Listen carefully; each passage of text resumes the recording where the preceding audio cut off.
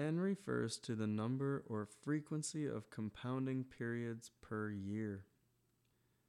The compounding period M is the time it takes for interest earned to be actually added to the principal. Thus far, we only considered situations where the compounding period is 1 year.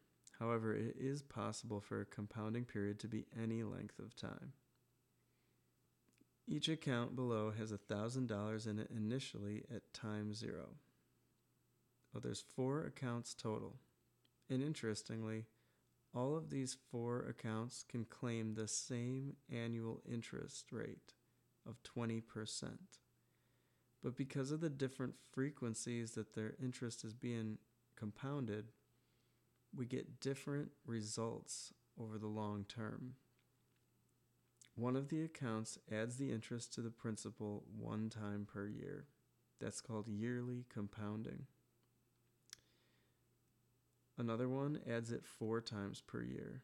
That's quarterly compounding. There's one that adds the interest monthly, which is 12 times per year. And there's one account here that's a special type that is called continuously compounded interest. So look at the accounts and try to decide which is which. And we want to assign an N value to each of them. Now, N refers to the number of compounding periods per year. So for a yearly compounding account, they only add the interest once per year. So the N for the yearly account is 1. Which color represents the yearly compounded interest? The green line is the yearly account, and for that account, we use an N of 1 time per year. The yellow line is the next one, and that has an N of 4. That's quarterly. The reddish purple color is the monthly compounded account, and that's an N of 12. And that brings us to the smooth curve, which is the continuously compounded account. And that one is an N of infinity.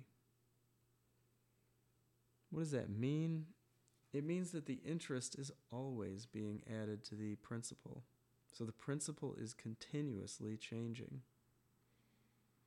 So if you want the best results, you want the higher compounding frequency. So if you're an investor, then it's better for you if the interest is compounded more frequently, because you'll get more returns on that.